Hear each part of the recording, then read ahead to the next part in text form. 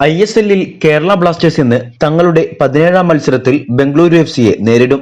വൈകിട്ട് 7:30-ന് ബംഗളൂരുവിലെ ശ്രീകണ്ഠീരവ സ്റ്റേഡിയത്തിൽ വെച്ചാണ് മത്സരം അരങ്ങേറുക.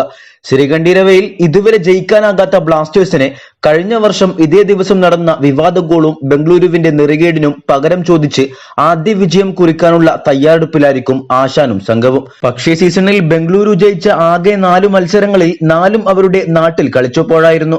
സോ അവർ അവരുടെ ഹോമിൽ കളിക്കുമ്പോൾ കുറച്ചുകൂടി പവർഫുൾ ആണ്. എന്തായാലും ഒരു ആവേശം പോരാട്ടം തന്നെ കാണാം.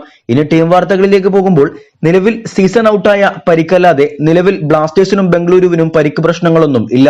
ഇന്നത്തെ മത്സരത്തിലെ ബ്ലാസ്റ്റേഴ്സിന്റെ പോസിബിൾ 11 പരിശോധിക്കുമ്പോൾ കഴിഞ്ഞ മത്സരത്തിലെ സെയിം ലൈനപ്പ് തന്നെയായിരിക്കും ആശാൻ ഇന്ന് ഇറക്കുക.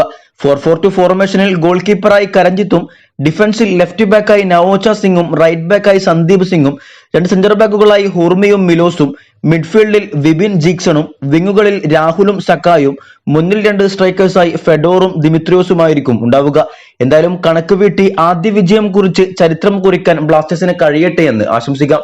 വീഡിയോയുടെ അവസാനിക്കുന്നു. കൂടുതൽ കേരള ബ്ലാസ്റ്റേഴ്സ് ISL വാർത്തകളുമായി അടുത്ത വീഡിയോയിൽ കാണാം.